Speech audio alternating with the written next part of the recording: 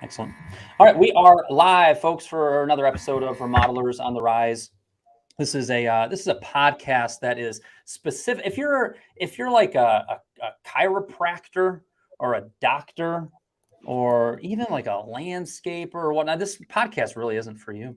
I bet you could still glean some information from the wisdom that is shared weekly on here, but who it's really for are home remodelers. In particular, guys and gals that are doing kitchens, bathrooms, additions, that type of work. All of our podcasts are really, really focused on that. And I happen to have two of I was about to say world's best, but gentlemen, that might be a little dramatic. But I certainly have two of America's best, North America's best remodelers joining me today. I have Steve Nash and I have Bryan Sebring with me today. Bryan and Steve, you guys have been on the podcast before. Thank you so much for coming back. Glad to help. Yep, you're welcome. You betcha. So I think through the Remodelers Community Facebook group, there was some discussion, there were some questions related to work in progress accounting, also known as WIP, W-I-P, work in progress. And it's a topic that a lot of savvy remodelers have dove into, have implemented into their month in and month out approach to understanding their numbers. But there's also just some confusion around it. How do I do it? Should I be focused on this? So Steve and Bryan both, I had talked to both of them over the last many months about it. And I thought one of the three of us go ahead and do a Remodelers on the Rise episode about work in progress accounting and just try to draw some attention to this, some clarity to it, and help some of our fellow remodeling peers and friends. So here we are. And feel free, as you're listening to this live, throw some comments in there, throw some questions in there. So what I want to kind of start at is Bryan or Steve. Actually, Steve can go first because Bryan, it was his birthday yesterday. Sure. I think that's only appropriate to let the birthday boy go first. So Steve, how do you kind of define or describe WIP accounting? Give us an understanding from your vantage point. So WIP accounting in the simplest form is just adjusting your income to match your expenses so that you can have an accurate P&L at the end of any given period. And so for us, it's monthly. We look at our PLs monthly, and before we can learn anything from our PL, it has to be adjusted by work in progress to take out deposit money, to take in consideration a number of other things to make sure we're looking at real numbers. And without a WIP report, if you're taking deposit money or you're incurring costs before you're billing for them, you have to have a WIP report to adjust your P&L. Otherwise, you just don't have accurate numbers. Yeah. So the first thing there is we, as a professional remodeling company, we review our profit and loss statement monthly. This is an important report that we need to be studying regularly and frequently. And what you're saying there is if I've collected $100,000 of deposit money on some projects that are coming up, and I don't have very many costs against it yet, what I'm going to end up with is a P&L statement that is imbalanced, that is not really representative of where I'm at. So Steve, that was a good definition. Then Bryan, what would you kind of add on to that? Yeah, I mean, if you don't use WIP, your numbers are going to not. Steve, go ahead, mate, if you could. If you don't use WIP, your numbers are not going to be accurate. Simple as that. And because in 1 month, I mean, if you're doing a big addition, you could take $100,000 deposit. Suddenly you're like, let's go buy a car. You know what I mean? My numbers look great. And so what WIP does is it takes it out of your P&L and puts it on your balance sheet. By doing that, it allows you to look at an accurately monthly your gross profit on jobs as a whole, individual jobs, and as your company as a whole. There's no way, in my experience, I don't know of another way to do that unless you're doing cost plus or something to that effect, where it's a totally different system. So yeah. Okay. So and we were troubleshooting Steve's audio. We got a little buzz going. That's just what happens with technology sometimes. So our friend Steve's gonna kind of mute and unmute as we go. So Bryan, I'll go Bryan first, and then Steve. So how long have you kind of been using WIP reports, and was it simple to get going? Was it a pain in the butt? Walk us back through kind of your history with it. I started when I first started Remodelers Advantage back in 2015. I still remember, I think it was Judith Miller. She's kind of the Yoda of accounting and remodeling. Her coming into a roundtables meeting. You should make a shirt for her that says that. Yeah. And her coming in explaining to our group what WIP is, and I'm like, this is stupid. How much work? This is so much work. I was overwhelmed. I'm like, why are we doing? I don't even understand why we're doing this. Did not get it. And then when I finally came home and started trying and started breaking it down into pieces and figuring out how we're going to do it, I started to understand why. I didn't really get it at first. I mean, a lot of times your eyes glaze over and like, why is this so important? But it's the monitoring of your business that's probably, in my mind, the most important. By doing it, you really can't monitor. It's just whenever I talk to a remodeler and they're like, yeah, my numbers are all over the place and I don't really feel safe with my numbers. I'm like, you're not doing WIP. I can tell. I mean, if you're doing WIP, you feel comfortable in your numbers, you know your numbers. And so, over the next probably 6 months, we started to implement it and implement the process. Once you implement a process for it and you start getting your team on board, now it's just, we do it. We're about to actually do it, and I think this week, because we always wait about 7 days after the previous month to get all of our credit card statements in, because credit card statements come in right around that time. We get them all loaded in, and then I have my admin load up spreadsheets for us to review. I review with my project manager. It's probably only a couple hours a month, maybe 3 hours. And what you do is you start to find mistakes of allocating. We allocated money in the wrong project or the wrong name, and like, why is there this? Why do we suddenly have this money and we have some loss at this code? So it really helps. I gotcha. And then Steve, how long have you been using kind of the WIP reports? I started using WIP reports probably back in 2003, 2002, maybe, right around there. Okay. Long time. And how has that process been as far as when you kind of came about it, and how has it been helpful? Well, for the same reasons Bryan just mentioned, I learned way back then that my P&Ls were not true because we had lots of money in there. You take a deposit of $100,000 or two, whatever, and it looks like we had a ton of cash, and we do have cash, but we haven't earned that money yet. And so, it just helps give you a true picture of how you're doing month in and month out. Again, we're on a monthly frequency. So. Excellent. So what we're going to do, Bryan asked before we click the live button. He goes, Kyle, do you want to get kind of like really nerdy into the weeds, deep detail? And Bryan, we're going there. So the first 9-10 minutes of this was, hey folks, we need to understand. And if you are a professional remodeler, you need to be moving towards getting a WIP report created into your business. And I think it'd be helpful to kind of dig in and actually look at the details of one. So I'm going to share Bryan's screen, and then Steve, as we're kind of going through it, I'll kind of pause, have you kind of chime in as well. Excellent. So, and if you're listening to the podcast recording, in the show notes will be kind of a direct link to the YouTube version of this, so you can see on the screen what we're doing. So, Bryan, once you kind of get into the details, aren't you excited?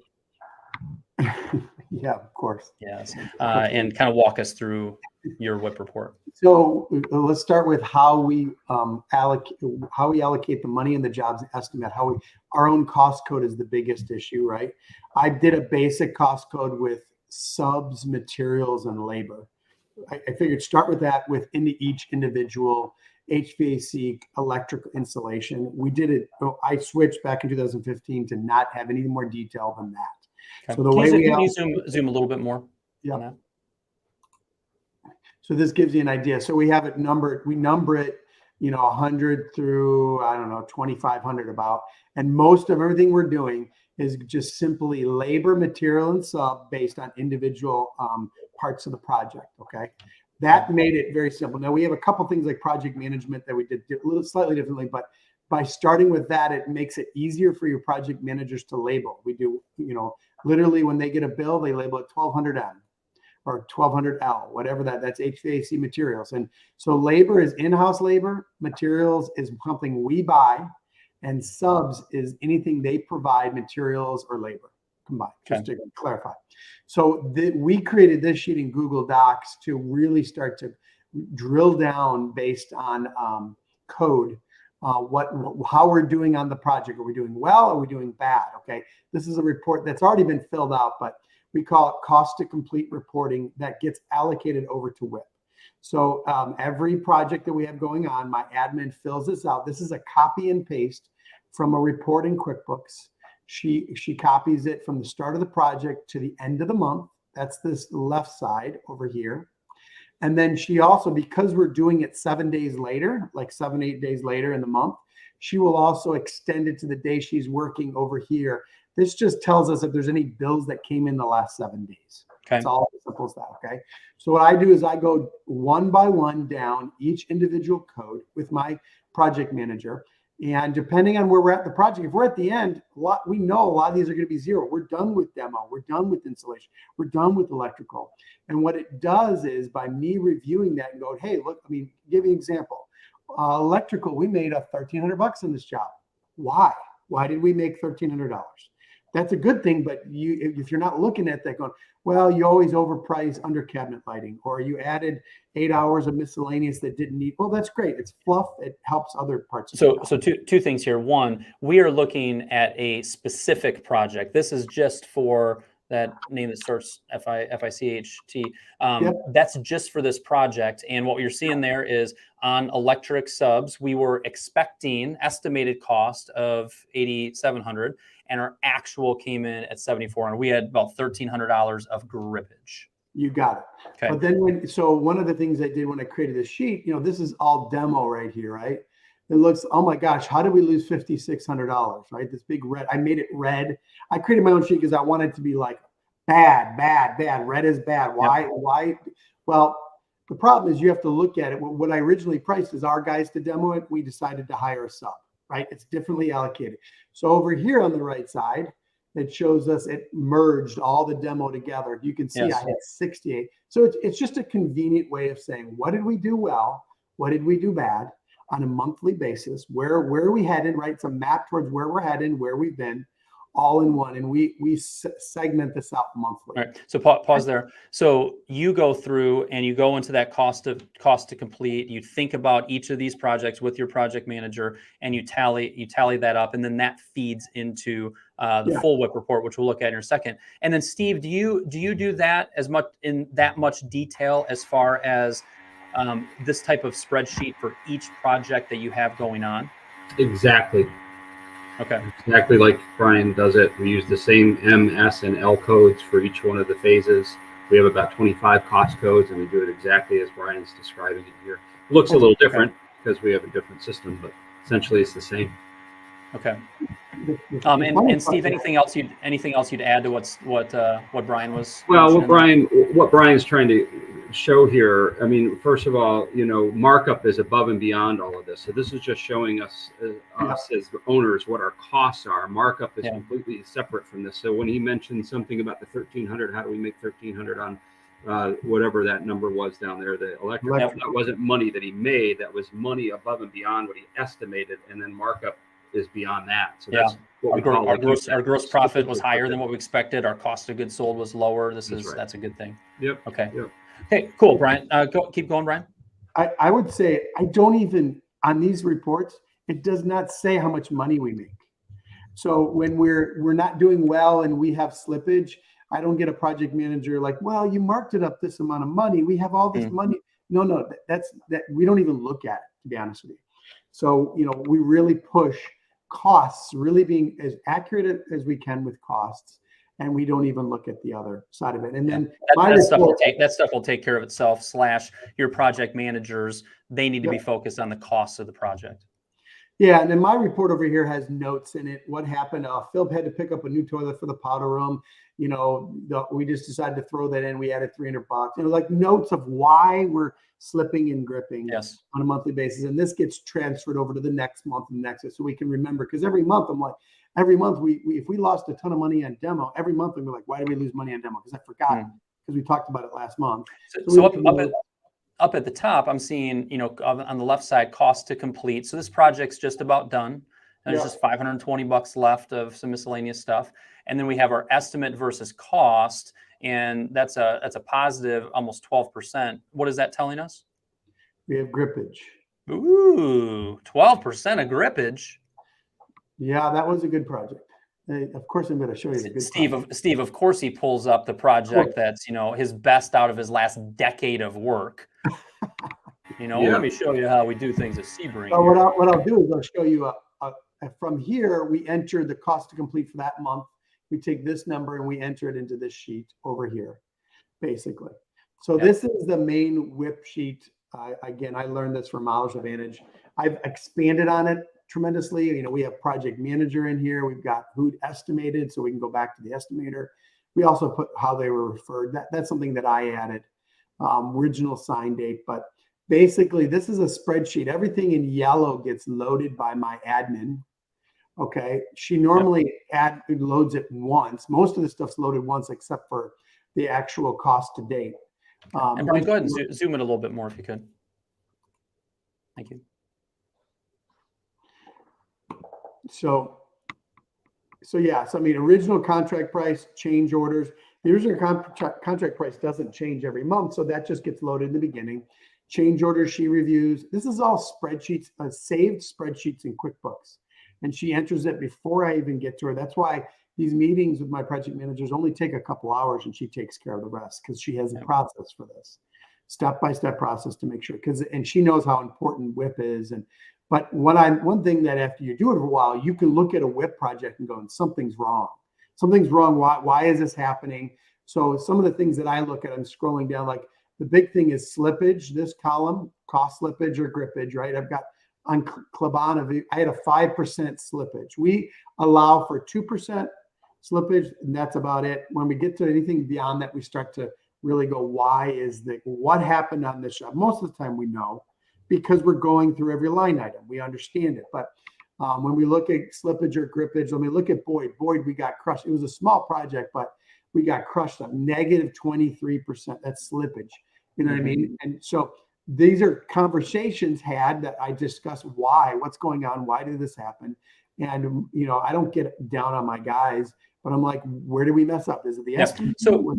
So that's one of the benefits of looking at this. But let's take it up a notch and show just kind of in column where it says 21, kind of that understanding of that first project. We have collected $92,000 on this project so far, and our actual cost to date, so that first column over there says $53.47. So what that's telling us, this is the main slippage and grippage, absolutely, but this is the main purpose of the work in progress. Is for that project, it's showing that we have unearned revenue of almost $83,000. Walk us through that. Yeah, I mean, basically you have remaining costs, remaining contract value, and by doing, and you have unearned revenue over billings. This is probably the big line 22 you're probably talking about. This is unearned revenue that basically gets subtracted off our books is $390,000. So what does is this report spits out a underbilled if we're ever, and we're rarely underbilled, we're always overbilled. So if we're underbilled, and then if we're overbilled, and then the combined, and then there's directions on how to load this in QuickBooks to put. So we basically have an underbilled, overbilled on our balance sheet. Yeah. So this is the biggie right here. This is why, if you're a remodeler who's never done this, this is the biggie right here. Let's say Bryan has $2 million of revenue at the top of his profit and loss statement. When he takes all of his pending projects and he considers how much we have spent on it, how much we have brought in, the percentage that we have completed here, we are needing to subtract out of his revenue $390,103 so that we are looking at an accurate profit and loss statement. Steve, this is kind of the main thing that we're going for right here, right? Exactly. If you have a good sales month and you're counting all that revenue, let's say you sold 4 or 5 jobs and you got $75,000 in extra billing. Well, that right there alone, almost all of that has to come out of your P&L before you can look at your P&L and see how much you made. You could have actually lost money, and many times companies have lost money, but it's masked by the deposit money that you have.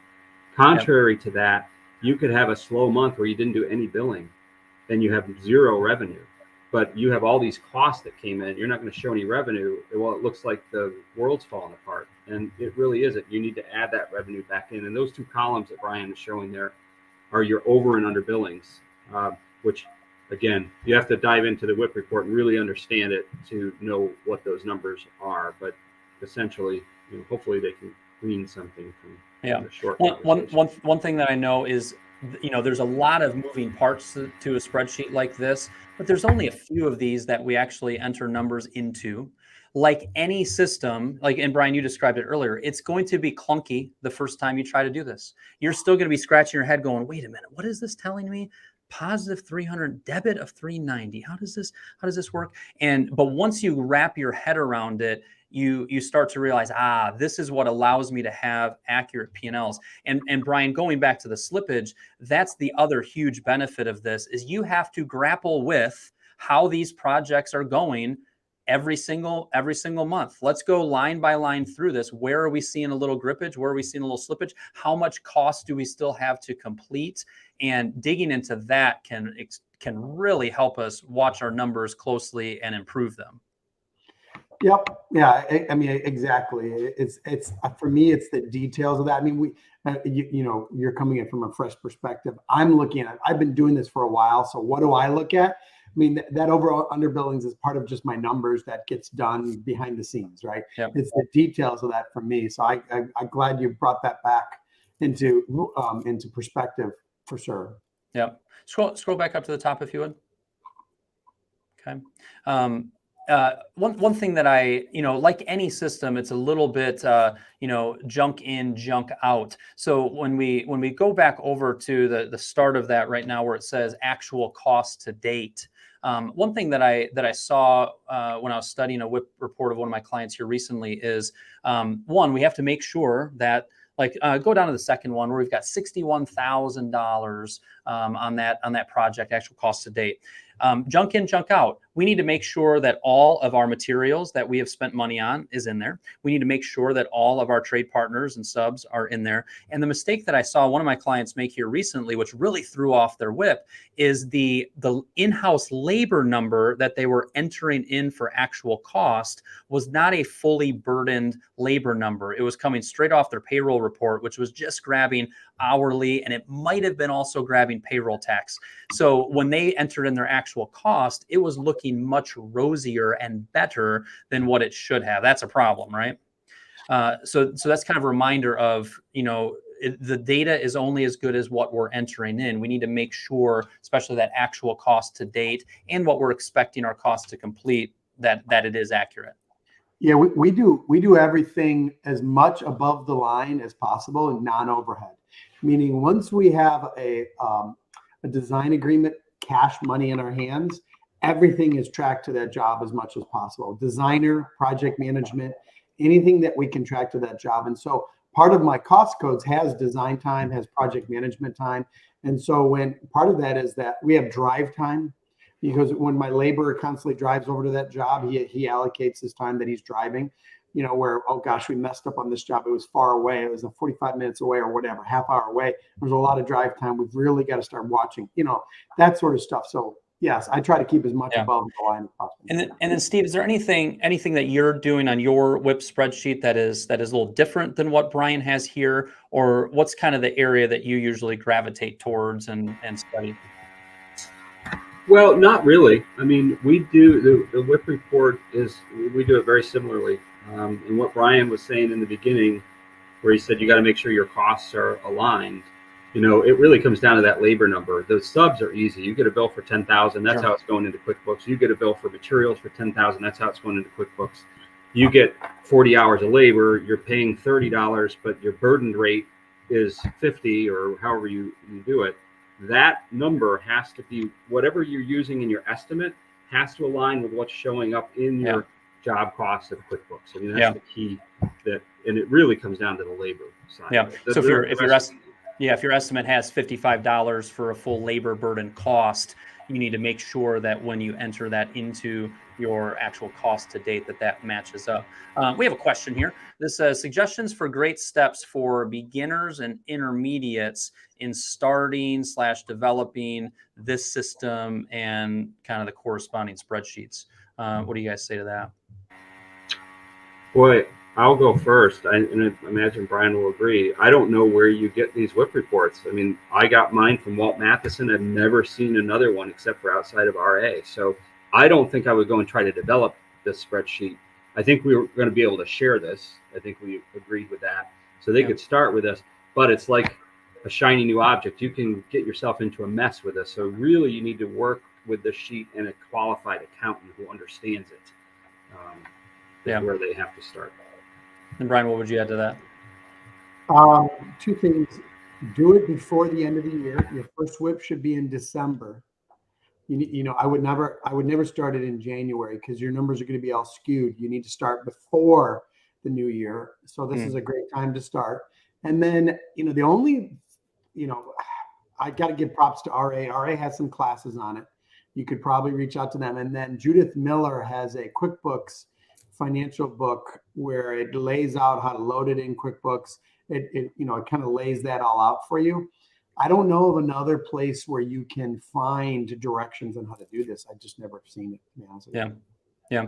And your point of kind of the December going into the next year, that's solid. And then whoever did type this question, once you have the spreadsheet and you start studying the spreadsheet, and both of them mentioned Remodeler's Advantage, reaching out to some resources there, you got to dig into it and just start. You know, it looks intimidating when you see it on the screen, but when you start digging into it, you realize, oh, most all of these things are just formulas. I just need to enter these 4 or 5 different items for each project. And you're gonna have to wrestle with this to understand it, to make sense of why am I putting this in? Why is this showing a positive versus a negative? But once you understand it, it's going to click for you, and you're going to see the value and importance of it. I did want to just show you what it looks like on my P&L. Sure. If you have an interest in that. Basically, you know, this was been back in 2020, halfway through the year. So again, revenue looks like this, and then over under billings looks like this. This actually, I was actually gaining from it at the time, but it adjusts it to that. And gaining, go ahead and define that gaining again. What did that mean? So again, it's hard to explain, but this number is not going to match what is on your actual WIP. Okay, that's the big thing. The journal entry that you put in, it is based on your December WIP. That's why I said you have. And what is the adjustment between those two? And so basically, it's showing that my revenue is $95,000 higher because I started with that. So that's why, you know, you really need good direction. You're gonna be like, what is this $95,000 number? It doesn't make any sense, you know. This year it happened to be that way, where December, maybe December was an underbillings and it adjusted in that way. So this month showed. I'm just pulled up an old one from RA, one of my P&Ls, but yeah. So and then, you know, then it lays it all out for the rest. So. Good. And Steve, what else is coming to your mind related to this this topic that's been either a good reminder or something where people kind of need to start? Well, again, this is so critical to every remodeler out there that's not doing cost plus or T&M. If you're taking deposits and your costs are not aligned, your price, you have to get doing a WIP report. Otherwise, you can't see what you're really doing. And we talked about the P&L, and we haven't really talked about the balance sheet. The same thing is true of the balance sheet. Most people gravitate to the P&L instead of the balance sheet, but without doing a WIP report, your balance sheet is not accurate either. And you two are studying both of those month in, month out. It's almost like knowing your numbers is important, gentlemen. A little bit. So we've had this has been a little different to have 2 people I'm interviewing, because I'm going, well, I got to give Steve some airtime, and I got to give Bryan. This is a good challenge for me. And then Bailey had texted me earlier. She goes, Steve has a little fuzziness in his line, but Steve, you've done a wonderful job of muting and unmuting. So we just made it work just fine. My big takeaway, and this was, you know, nice. It's always pretty quick, nice little quick 30 minutes. My biggest takeaway here for people listening, and then I'm going to ask you guys for kind of a final takeaway, is, you know, I preach it. Remodelers Advantage preaches it. Go line up every coach and consultant before, during, and current in the remodeling industry, and we all are saying something similar, something like, know your numbers. I know you do beautiful work. I know you can sell well, but you've got to really know your numbers. You've got to dig into your job costing. You need to understand your profit and loss statement, your balance sheet. There's a reason that all of us plus successful remodelers are always talking about that. And this is another example of what that actually means. If you have money coming in, money coming out, and you want to be able to accurately study your overall financials, you need to do a WIP report. And I would say one other thing, which is, if you aren't even doing any solid job costing right now, don't even worry about the WIP report. Put that in the parking lot. The first thing you need is to lock down your job costing. You need to tell me what you are expecting to make in gross profit, what you are actually making. Get that back to that question from, like, if I'm just starting out here, get that locked down. Know what your expected versus actual is for your labor, for your materials, for your trades. Because once you have that, creating the WIP report becomes much easier. So those are a few final thoughts from me. Steve, what's a final thought or reminder from you? And then Bryan, you can close us out. I'm going to try to gather some information to give to you to share with folks to help further understand this. It is a Wonderful. lot to take in, but maybe we can give some good resources for them. Wonderful. So yeah, feel free. You can reach out to me at Kyle@remodelersontherise.com. Kyle, I like that WIP. It made me think. It made me kind of have some questions that I have. Reach out, and then we'll connect you with some resources that we put together. Thank you, Steve, for being willing to do that. And then Bryan, what's some additional yelling at your colleagues if you want to do that, or words of kind encouragement, however you want to take it, to close us out? So many people. The braggadocious contractor says, I did 3 million last year. I did 5 million. I did 8 million, whatever it is. We all, I won't go where I want to go with that, but basically we show our pride through the revenue number when it doesn't matter if you're losing money. And so when I talk to people, I'm like, okay, you did 4 million. What was your GP? Oh, I did this GP. And I'm like, do you use WIP? No. It all means nothing. It just doesn't mean anything. And it's just garbage in and garbage out. And so I always, if you're using WIP, and so that's part of the reason why being part of a roundtables like your group or RA, where you're all talking the same language, the accountability can be there because you're all doing the same thing. There's no, oh, I do this, or, oh, I'm doing this, I'm prideful in this. No, it's not about that. So what are you taking home? And if you don't have a system to figure that out and how you can increase your take home, by motivating your staff or finding better subs or better price, whatever that is, you're never going to get there. Good stuff. Sounded like you wanted to go a certain direction with it, but you were biting your tongue. But you still were nice and direct. Good. Gentlemen, our mission here has been accomplished. We have given people insight, a little bit more clarity, some good examples of work in progress. You guys have spoken very clearly why it's important to you. That's what we set out to do today. And even if we just help one person listen to this, which I bet you we helped more, we have a mission accomplished. Thank you so much for devoting some time to this and for answering questions and giving feedback. And appreciate you guys very much. Thank you so much. Yep. Always happy to help. All right. Happy belated birthday, Steve. Bryan, when's your birthday? Thank you.